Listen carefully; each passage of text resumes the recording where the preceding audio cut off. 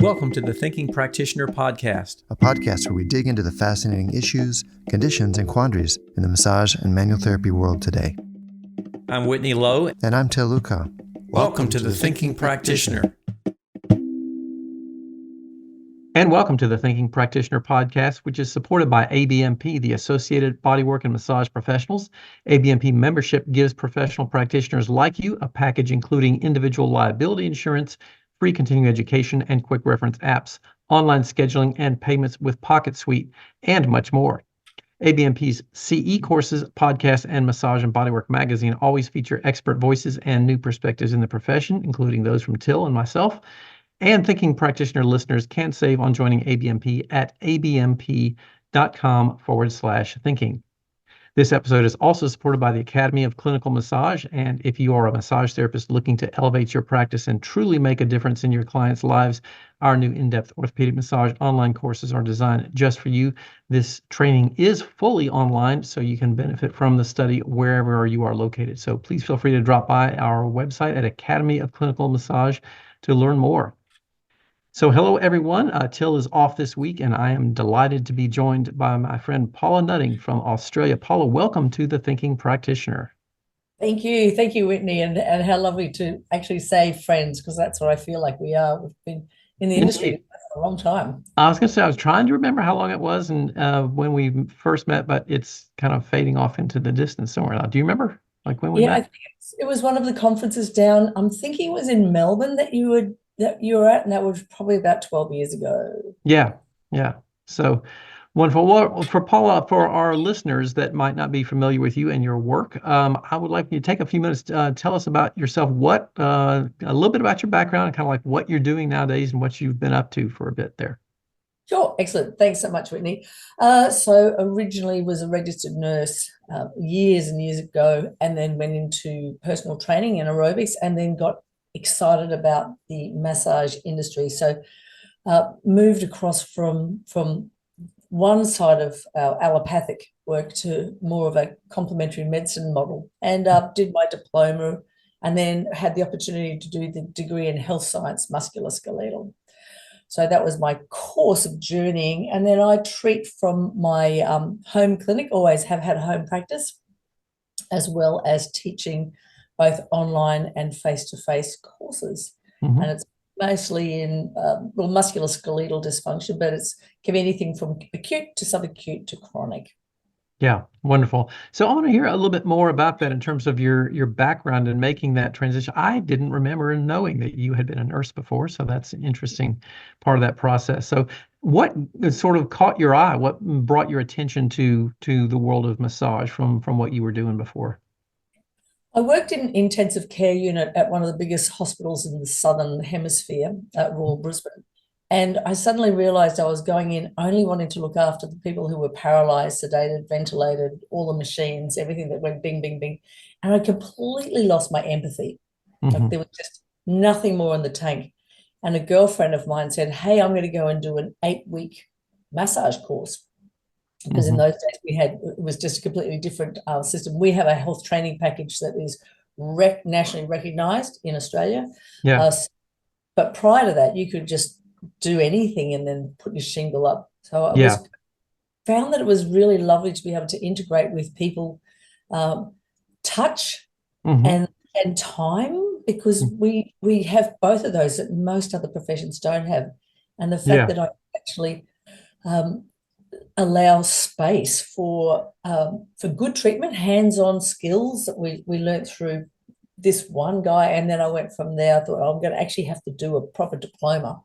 Mm-hmm. And in those days, our diplomas, again, was not the health training package.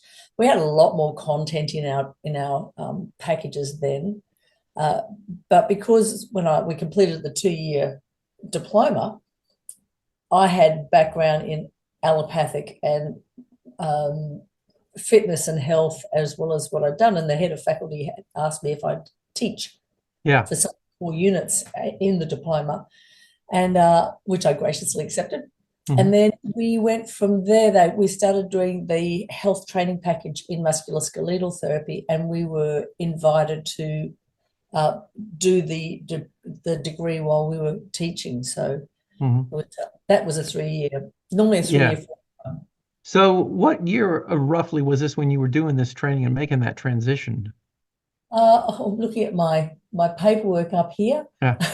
2000 and when did I start?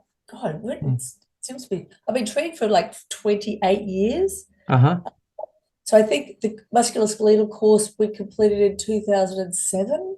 Yeah. So has the training requirements for becoming a massage therapist changed significantly since the time when you were doing that? My hat, absolutely.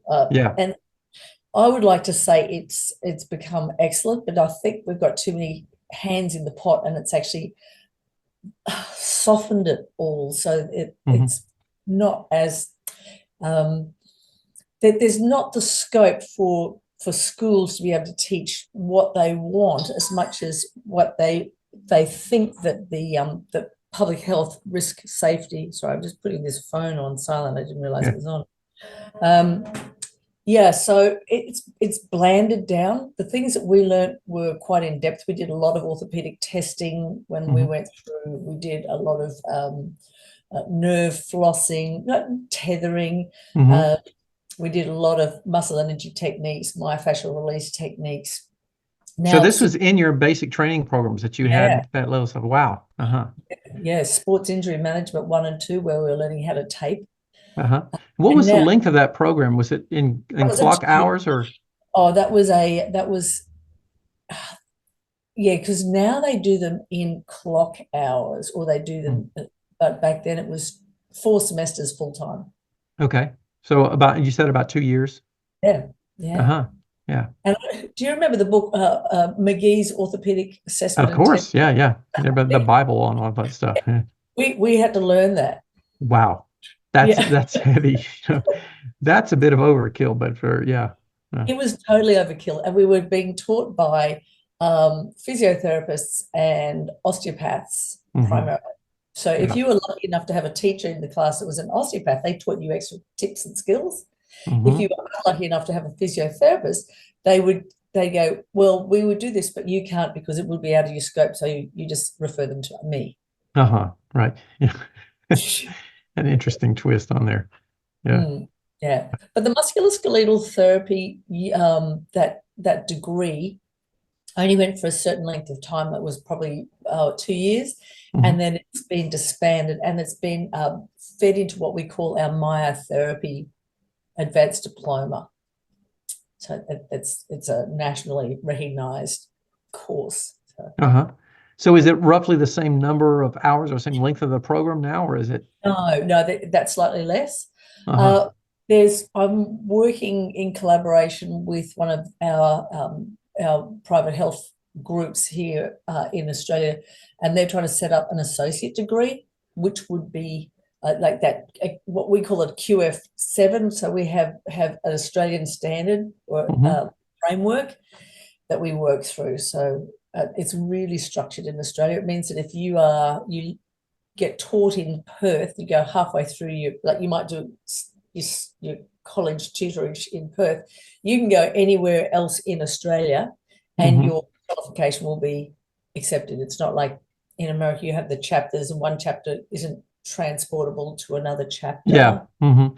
Yeah, there's it's this, state by state licensure thing, and it is definitely not very portable. So we're trying to work on that part of the process right now. But I'm curious too, because, I know the training here in the U.S. is significantly different than in some other places. And one of the big things that we grapple with here is, because the basic training is a bit less than what it sounds like you're talking about in the programs there. There's sort of this division over here between massage as a sort of wellness service that might be done in a relaxation environments versus the more kind of medical or clinical applications. But it sounds like the training that everybody's going through a much more rigorous sort of medically oriented training program. Is that correct? Yeah, it kind of is getting a little bit. It's chunking away from either end. So we used to have a certificate 4, which would be what we would call the wellness program. So that would be 1 year, and at the end, they would have the skills to do soft tissue work, take a good history, like a SOAP, so subjective but they wouldn't be going into the in-depth where we do extra assessment, take active, passive, resistive, some orthopedics, and where that would feed into our therapeutic model versus our wellness model. Nowadays, they seem to be doing less of the orthopedic work. They seem to be doing less of the high-end stuff. So they're adding a little bit where the people who would normally do a certificate for have to go through, and they can complete their diploma in as little as 12 months, sadly. Yeah. So, well, how does the public, is that a challenge for the public to recognize the differences in training that people have? Because that's one of the things that we've grappled with a lot over here as we talk about sort of split credentialing. When, how would people know the difference about, the different levels of training? Has that been a challenge? Yeah, I think so. There's a lot of we have, because I'm with Massage and Myotherapy Australia, the old AAMT, we've always had a great structure where if someone rang me and said, listen, I'm after a massage therapist in Albion, what are you looking for?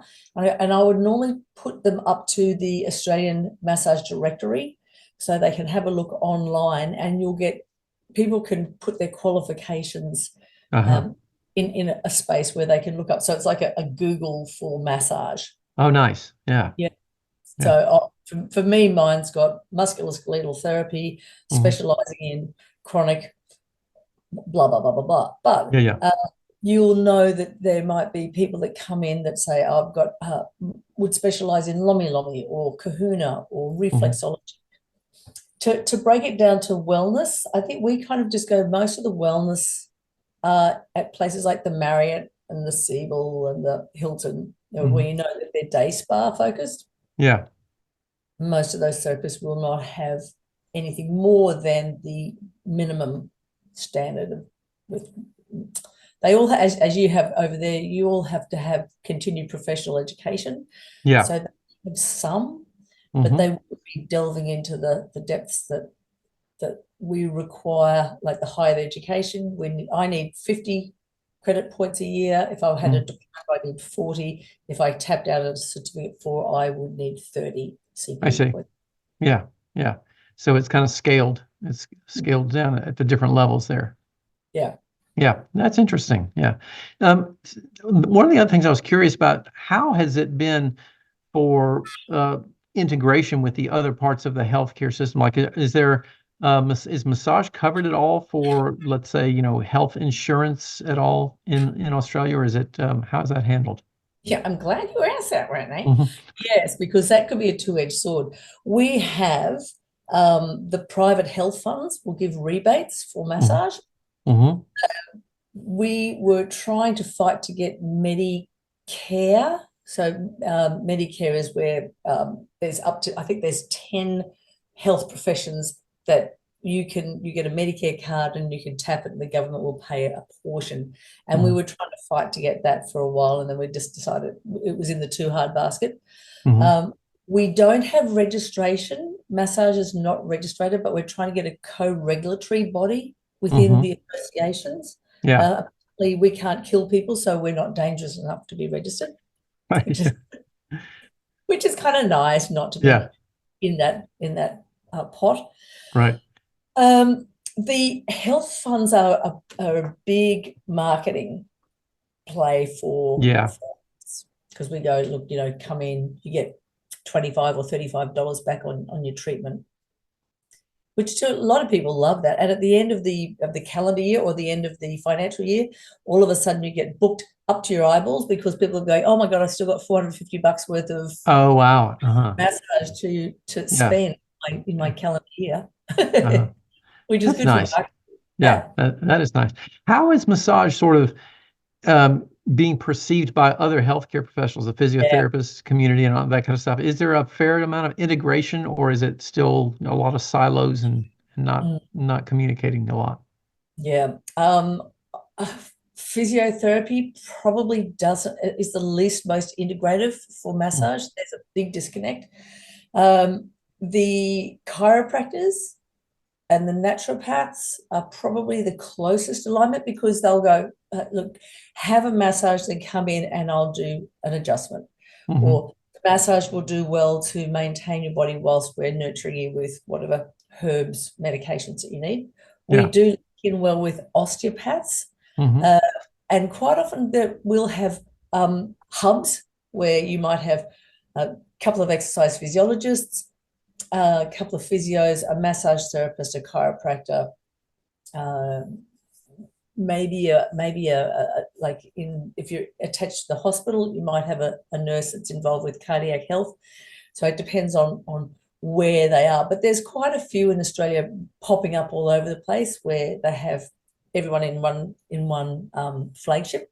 Yeah. But I think we'd be the fighters between physio and massage, because they kind of see us as not having, because there's no evidence behind doing any touch, Mm-hmm. or for the greater, especially the new physiotherapists. Physiotherapists in Australia currently come out with almost no touch education. Oh, really? Yeah, almost That none. seems odd to me, because the perception that a lot of us have over here in the States is that a lot of the physiotherapists in Australia were doing a lot more manual therapy type of thing. So that's no Yeah. longer the case, or not accurate?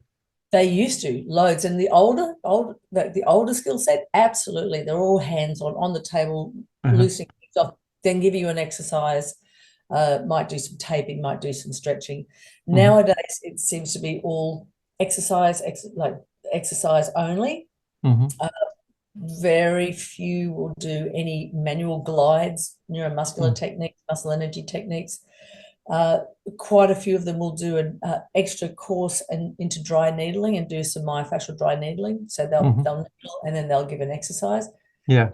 So it's great for us, because we're getting more and more and more clients and patients into us, because they're going, I'm not getting what I want. I'm not actually Yeah. getting to massage and loosen the Right. tissue. Mm-hmm. Yeah. So It's interesting development, the way that this is growing. I'm always curious to hear from people in other areas how that is growing and changing, and the degree of integration, because I think there's certainly a lot of movement away from a lot of hands-on and manual therapy in numerous professions, mainly because it takes a lot of time, and it's doesn't seem to be as cost effective to be able to do that for many of these situations. So, but true. like you said, that's one of the things that is good for the business of the manual therapists that are doing it, because people still want that very badly, and they want to have those services available. I was with my physiotherapist a week or so ago, just doing some work on this cranky hip of mine. Mm-hmm. And she's up on the table doing some adductive work, glides, loosening, mobilizing. And I'm listening to the guy across in the other room, and he's talking to his patient about, they come from Dalby, which is regional rural Australia, and they've been pigging, or what have they been doing? They've been fishing for barra. And I said to her, that work over there, he's getting as much work, that integration that they're having in the conversation whilst there's touch. He's like, how do you measure that? Because that's actually making an effect in that treatment room. Yeah. And he said 100%. That it's not just the hands-on, it's that human interrelationship where there's trust, nurturing. You're getting an understanding of what's happening with the tissue while you're talking, what's happening, what is happening to that person. Yeah. And it's a great wellness model. Yeah. I'm hopeful and curious to see where some of these models will expand and develop for education in our fields in the future. And I think we've got so much to learn from what the other professions have been through, and also what each of us are growing into. So it will be curious to see where it does continue to grow for us. But I want to. What's that? Hard to teach it and assess it. Yes. Yeah. Indeed. Well, I want to get back to your path for a little bit and talk some more about some of the things that you've been doing, because I know you've been teaching for a lot of years, been doing a lot of different types of things that in your work. And one of the things I know you've focused a good deal of attention on is your courses in Chapman's reflexes. And That is something that I know almost zero about. And so I wanted to hear a little bit about that. So if you can kind of give us some framework about, I remember first off, reading and encountering the concepts of Chapman's reflexes back in Leon Chato's one of his very first books, the blue soft tissue manipulation book. I think it's out of Yep. print now, but that was kind of like an early one for lots of us back in the 80s. And that's the first time I remember hearing about that. But I have not seen, heard, or ever taken a course in this kind of stuff. And I was hoping maybe you can tell us a little bit about your work, your approach there, and what that is about. Sure, I'd love to. So Frank Chapman was an osteopath in the 30s and 40s, and he specialized in visceral work. So Chapman's reflexes are otherwise known as neurolymphatic points. So the neurolymphatic arcs, he was uncovering if there was congestion within the lymph system, it would affect the reflex arc of the nerve. And by him stimulating it at the most distal point, so into that superficial fascial region, it would mobilize and get some more motility in through the lymph and stimulate the neural arc, and then the organ would improve its quality. Mm-hmm. Can you tell me a little bit about what that pressure would be like? Is this small contact surface pressure work, kind of like trigger point type of thing, or moderate level pressure? What is it like?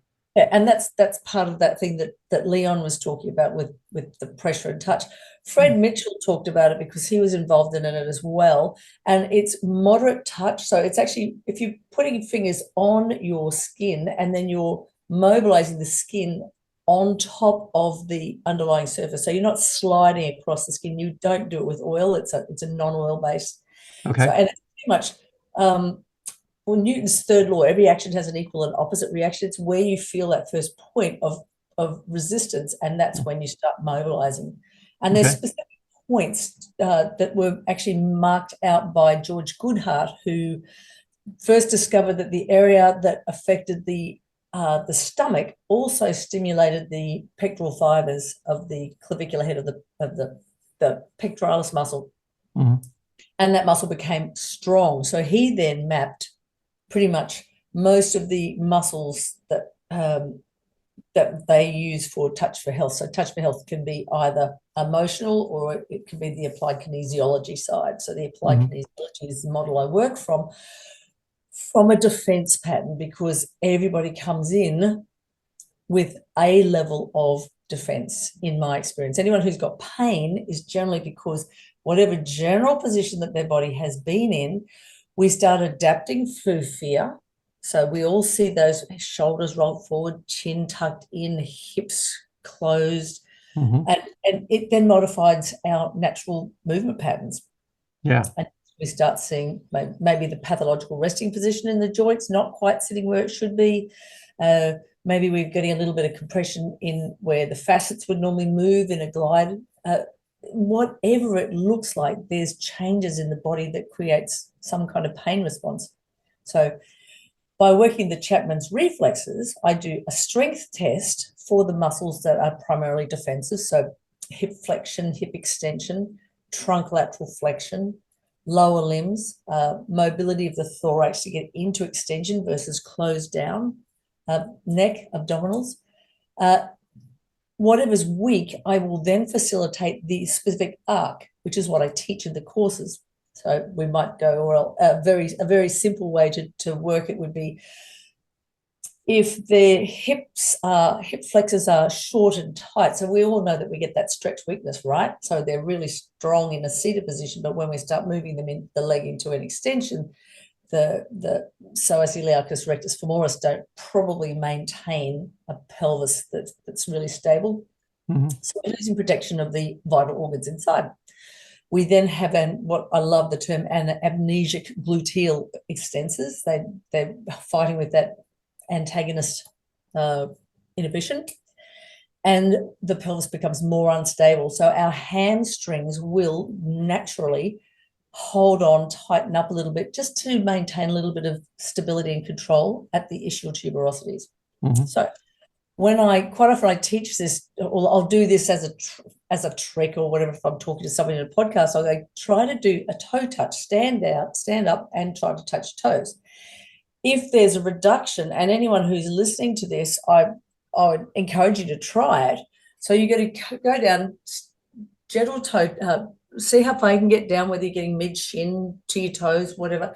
And then I want you to stimulate the neural arcs, which are going to be responsible for your hip flexion, and that is either side of the umbilicus, just 1 centimeter out or half an inch, and about 3 fingers, and you just sink into the tissue till you feel that bone, and just we're stimulating. We're doing vigorous but not hard.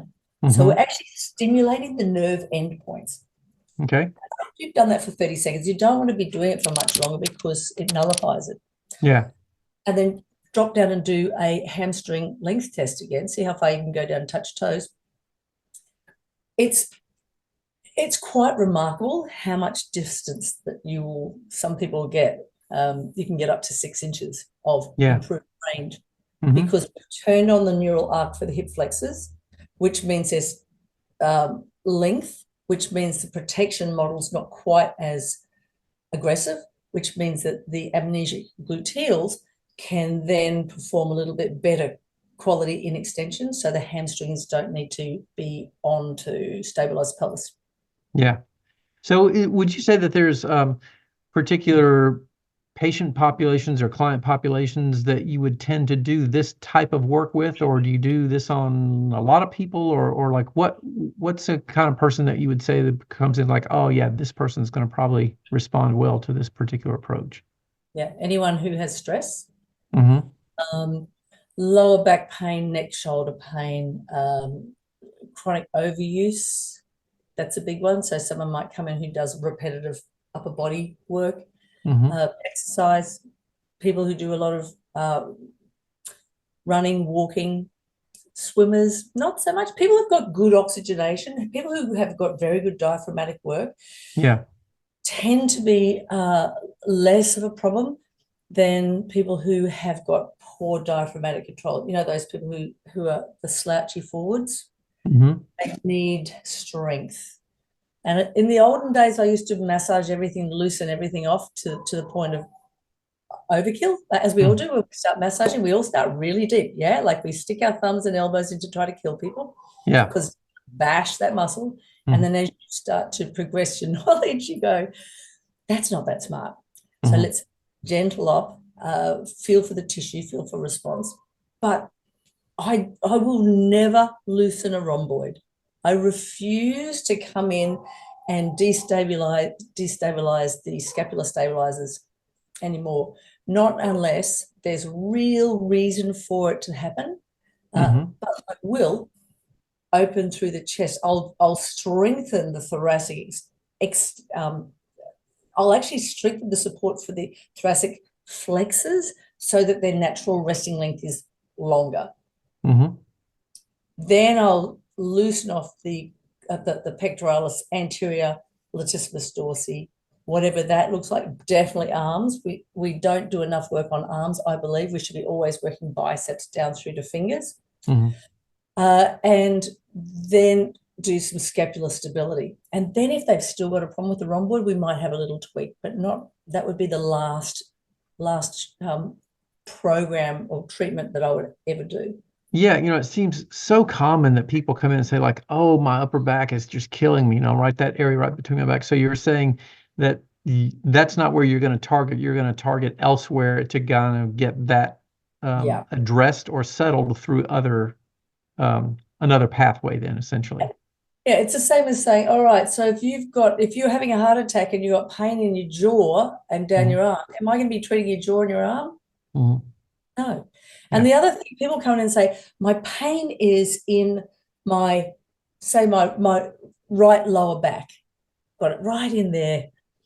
And then I'll find that they've actually got the weakness on the left-hand side. And they're like, but that's not where I'm feeling it. So that's fine. I want you to imagine if you have got a broken, just say you've got a broken right leg and you're on a push bike, which leg is going to do the work? The right one or the left one that's the healthy one? Okay, well, the left one. So which one's going to fatigue first? Which one is going to show overuse, repetitive fatigue? It's not going to be the right. On the left side, yeah. And they normally go, okay, I get it. Mm-hmm. Because all clients need an aha moment. Yeah. Because they won't do their treatment otherwise. They won't do home care if they Mm-hmm. don't have a aha. Yeah. I'm curious too about this particular type of work because of your description of it being significantly impacting the neurolymphatic systems and sort of the kind of, recognizing that all these things are tied together to a great extent. We've got so many people with these chronic pain problems, the fibromyalgia type of conditions and others, very sort of persistent chronic pain things that don't seem to have a really good explanation. Do you find these types of approaches helpful in addressing that kind of thing? I'd love to say yes, but it's so hit and miss. Fibromyalgia is one of those conditions that has so it's like it has so many tentacles, doesn't it? Mm-hmm. And I think that there's a lot in here that we Yeah. need to address for them, like that the etiology can be so different. People have always said, oh, can this help for Parkinson's or can this help for multiple sclerosis? I'm going, not that I can see that will hold it in a, it was weak the first time I tested the glutes, and then the second time the glutes were amazing. But I have had quite a few clients that have come to see me who have got Parkinson's, and we've woken up the arcs, and getting them to stand up and walk around, the comments have been, feel much more stable, feel like everything is lighter, feeling like I'm more in myself. So to me, I'm happy if they can feel that they're less likely to be a fall risk. Yeah. Then God, do it. Yeah. We used to know it as like, I've only ever known it as neurolymphatic points, and Frank Chapman died quite young.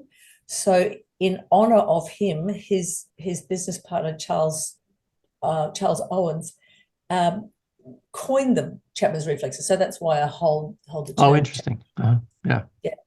But the neurolymphatic points are something that back then, but are they mechanoreceptors now, or are they Ruffini? Like what are they now? Because back then those terms weren't ever used, and it's hard to pinpoint. Is it one thing, and does it matter? Mm-hmm. Yeah. I think, we're really, so many of us are grappling with a lot of these things of recognizing that some of our former explanations are falling short of giving us a good understanding of the theoretical models that we may have adhered, for many of us, stronger than we should for a long time. But things work. We find certain types of things or ways of working that seem to get really good results. And I think that's one of the things that I really want to encourage people to keep in mind is that, it's going to be a long time probably before we have really good, solid research to understand exactly why certain types of things work. And we'll continue along the way to try to be, improving our accuracy as best we can. But the reality is we're probably going to change our minds a good bit along the way too, as more things come out. So there's a great quote by Leon Chadow that I put in, and it says, lack of proof of efficacy is not the same as proof of lack of efficacy. Yeah. And it's brilliant because it's exactly right. How do we know what we're doing is actually what we're doing? Yeah. And we can have certain ideas that, this is what's happening here, but then you talk to the practitioner next door who's doing, acupuncture or whatever, and they'll tell you it's a completely different thing that's happening there when you do this, based on it's the models, the different lens of bias that we all happen to look for. Yeah, so true. But we hang with something, aren't we? Yeah, there was a study that came out a number of years ago, and I can't remember exactly the title of it, but it was something to the effect of, it was about back pain, and it was looking at a comparison study of different treatment approaches, and it was something to the effect of, low back pain, what you have is who you see, and they were essentially saying, you go see a chiropractor and you're going to have a subluxation. You go see an acupuncturist and you got a chi blockage, and you see a massage therapist and you have trigger point problems. And we all probably have a piece of the accurate picture there, but probably not the whole thing. And there could be numerous ways that things are happening there. So it's funny because when I was going through college and I used to teach, when I was teaching, I'd go, the the region that you are struggling to understand are the clients that are going to walk in through your door. Because it always would happen. I'd go, oh, I'm terrible. I'm having real problems with working out shoulders. And the next 10 people that come in, 6 of them would have shoulder pathologies. Yeah. You know, like, thank you, universe, whatever you're doing. Yeah. That's right. Feeding us those things to learn. Yeah.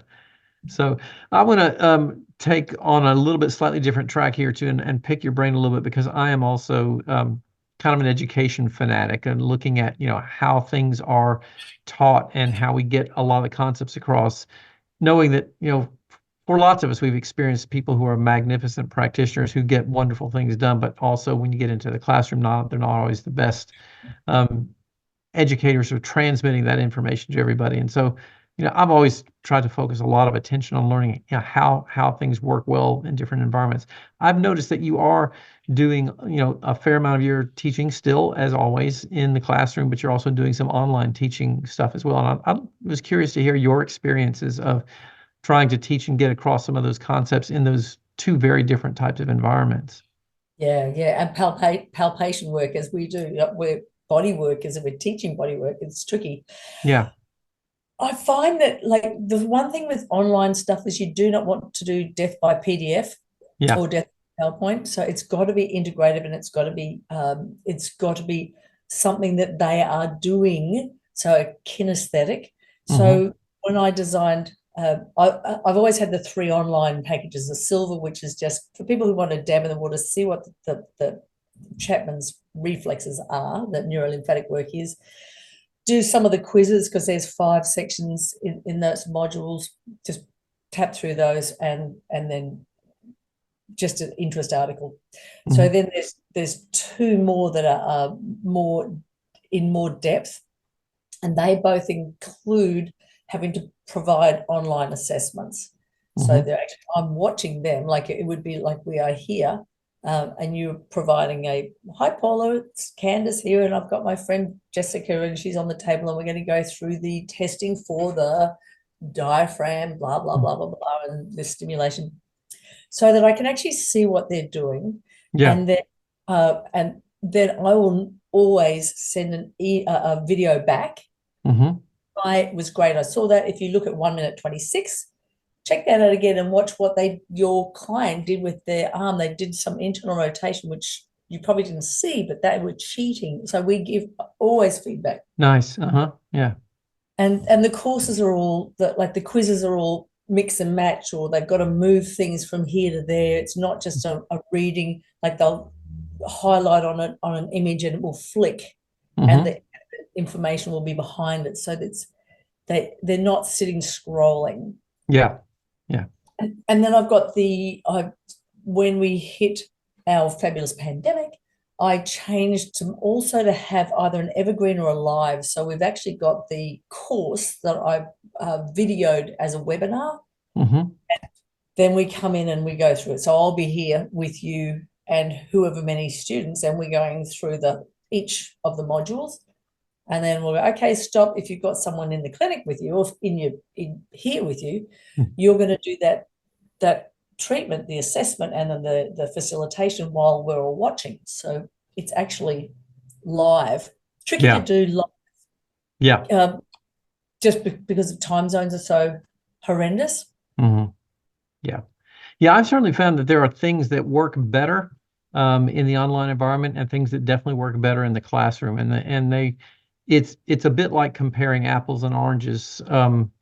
If things are done really well in each one of those environments, because there's things that are just, very, very difficult to duplicate in each one of those places about doing things that they both do well. I mean, I've got students in our online program all over the globe that would not be able to come and do an in-person course. And when we do the in-person courses, there are things that come up with questions and discussions, or quick little demonstrations that are very difficult to reproduce online. So, everything seems to have its pros and cons for sure.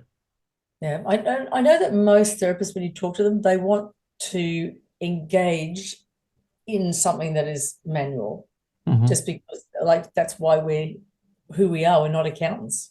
Like Yeah. we're drawn to body work. We're drawn to doing kinesthetic work. So there's somehow we've got to add that kinesthesia into the teaching to satisfy that emotional component. Yeah. Right. So I also want to ask, you've done a pretty fair amount of globetrotting, being around teaching in different countries and different places here. Are there any sort of unique experiences or things that you learned about massage in different countries or different places that kind of particularly stood out for you as you experienced the practitioners in these different locales? Yeah, my first experience was going over to an AMTA conference in Cincinnati, I think. Mm-hmm. And it was just mind-blowing that there was so many variations of what educational. No, we can teach here, but we can't teach there, and that's under beauty, and that's not health, and that's. I go, how the heck do you people travel? Like, but clearly you don't, because it would be a pain jinger to be able to try to go from. And I think one of them was like North Carolina and South Carolina have got two different things in your. Yeah, we have a lot of that mess. Yeah. Yeah, horrible. And Leon Chattow was actually teaching. There was another course I was in Winnipeg, and he was making comments about. He was showing some muscle energy technique work, and he made a comment that the Australians seem to have a broader knowledge. He said, "I've always found that the Aussie massage therapists are some of the best in the industry," but which is very lovely of him to say that. But I think it's probably just because we all kind of learn the same thing. We've all got the same length of time. We've all got to cover off certain components within you have to be a registered training organisation. You have to follow the health training package. So there's not a variety of everywhere. I'm just trying to think. I've always picked up one or two skills from I'll be teaching a class. I might be doing something on muscle energy techniques for the lateral trunk, and then a therapist in there will go, "Well, do you want to see what I do?" Yeah, absolutely. And it'll be just a variation, but everyone's got great touch. Yeah. That made me think when you were talking a moment ago, when we were talking about the difficulties of, traveling between different areas. Do you have an idea how many massage schools and or training programs there are in Australia currently? What the number is at? Yeah. We've got training schools. There's probably there'd be at least 4 in each of the major cities. That's 4 times 7, and then there'll be a few satellites as well. So I'd probably say there'd be well over 50 schools. Yeah. You got to remember that the middle of Australia is nothing. There's not a lot there. Yeah. Yes, we're talking about around the edges. Yeah. Rock. Right. Well, I mean, yeah, there inherently lies a big part of the problem for us because, we currently have, I don't think anybody really knows the numbers now, but the latest estimates, that we're hovering somewhere around 900 schools in the US right now. Oh, and wow. That's one of the reasons there's such a patchwork of training, because it's just incredibly difficult to get any kind of consistency among that many different training programs. And then, like you said, we have 50 different states, and many of them have very different requirements and limitations. So it really does make the consistent standards of training challenging to try to access, for sure. And that's the health training, that's the registered training organisation. So before we had our RTOs, we had loads and loads. Every corner would whack up a school because they really? They didn't have to cover off a government regulatory model. Yeah. And now they go, well, hang on, that's going to cost me a lot more time. We get the auditing. Like there's a lot happening where they just kind of go, well, I couldn't be bothered anymore. Yeah. Did lose a few really good schools. We had a great woman, Meta Sorensen, who teaches Lomi Lomi and Kahuna. And she had a brilliant course. She had these gorgeous therapists who had most amazing techniques in both of those art forms. And she just stopped because she said, I'm not going to have to rewrite my whole training for the government. So just not going to do that. So yeah. Yeah. Was that sort of like in terms of, we had a huge bubble of schools here in the United States that seemed to peak around 2007, 2008, somewhere around there. When we got up to close to 1,600 schools, I think was the number at that time. And it was just like, it was just insane. Was it like around that time that you were seeing the largest number? I'm curious if you had a similar practitioner bubble at that time. I think it was before 2005 because that's when the health training packages first came in. So it would be 1980s up through to 2005. We had a lot of schools. Like nowadays, it's a coffee shop. Every corner's got a coffee shop on it. Right. Yeah. Right. Come in and do an 8-week course, like from 6 to 9. 8 weeks, done. Here's your certificate. Off you go. Have fun. Right. Yeah. So anyone could do it now. It's a totally different model. Yeah. So, well, it will be interesting to see, and it'll be a little bit of time probably before we see the impacts of what that's going to be. But like, what do you kind of see as the outlook for massage in Australia? Do you see it as going in a positive direction still, with both access to good care by the public and good training for the practitioners? I think we've got stable training for the practitioners. They're not. I think the old day therapists of my ilk, once we die out, the skill sets will be much less, because we just had those skills thrust upon us. They'll still be safe, and they'll still be lovely to come in and have a massage. They'll still have people who are interested in doing their professional education that will include more knowledge and more skill sets. So there's a lot of therapists now, they love doing they'll do a certificate in dry needling. So we're getting will stick needles into the client. I've got that within my degree, but I don't choose to do dry needling. I find that I could get just as much effects with what I currently do, so I just don't choose to. Yeah. There's risk around, sharps, etc., hazards, and I don't want to add that. Yeah, we can't puncture the skin here in the U.S. as massage therapists. I don't think there's any. Come to Australia, you can throw them in like darts down here. So do a quick course, and then you can jam those things in. Yeah. Interesting. Yeah. Well, what would you, if you had to give advice to a practitioner who's entering the field now, what kind of advice would you give to somebody for that, where it's going in the future? Yeah. I think I'd probably say, and that's a really good question, I hadn't thought about it, but try to when you first start treating, honor the client that comes in. Allow them to come in with whatever baggage they've got, and without any, don't assess them aggressively, or if they're late, so therefore I'm going to rush this treatment, that kind of stuff.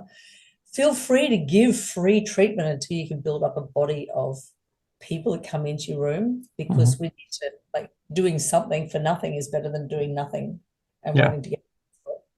And when you're touching people, touch them like you're touching your mother. Don't touch them like they're a footballer, unless they're a footballer.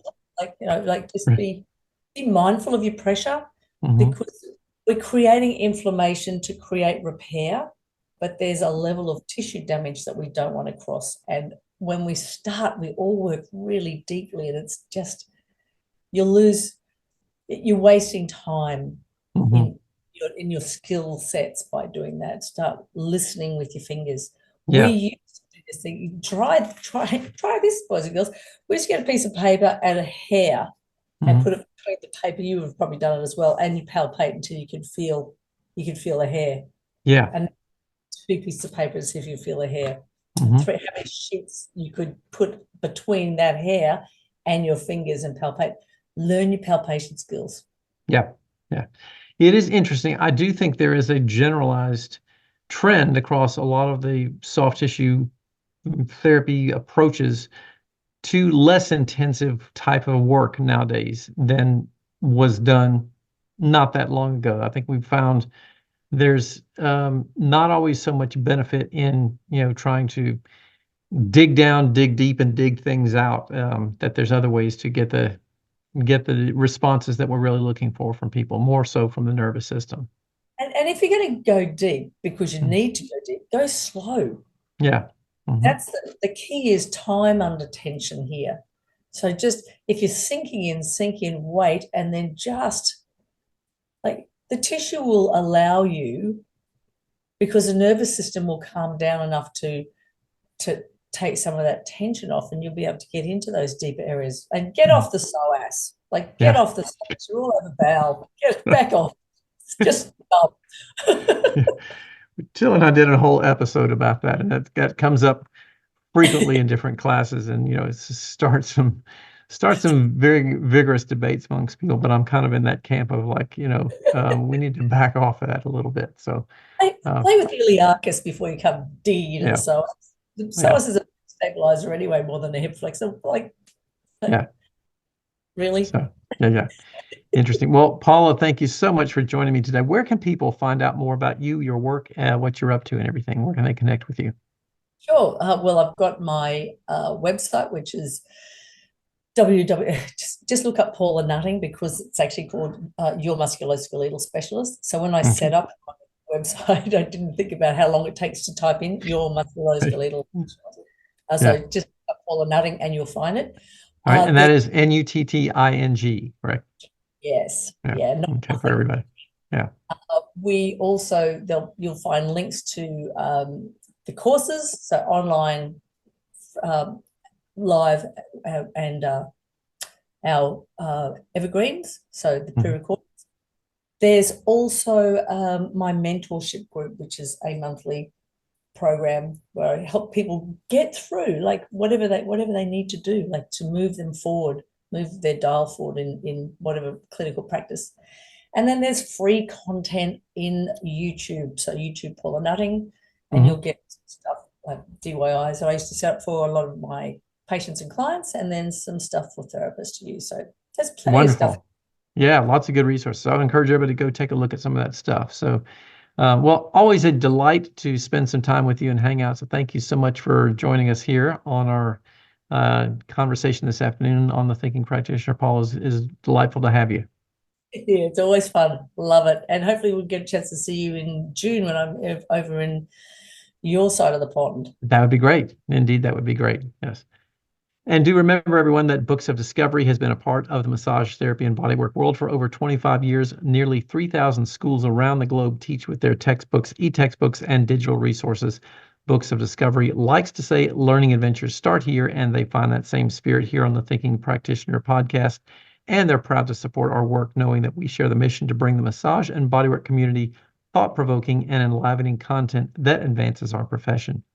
Instructors of manual therapy education programs can request complimentary copies of Books of Discovery textbooks to review for use in their programs. So please reach out at booksofdiscovery.com, and listeners can explore their content collection of learning resources for anatomy, pathology, kinesiology, physiology, ethics, and business mastery at booksofdiscovery.com, where Thinking Practitioner listeners can save 15% by entering Thinking at checkout.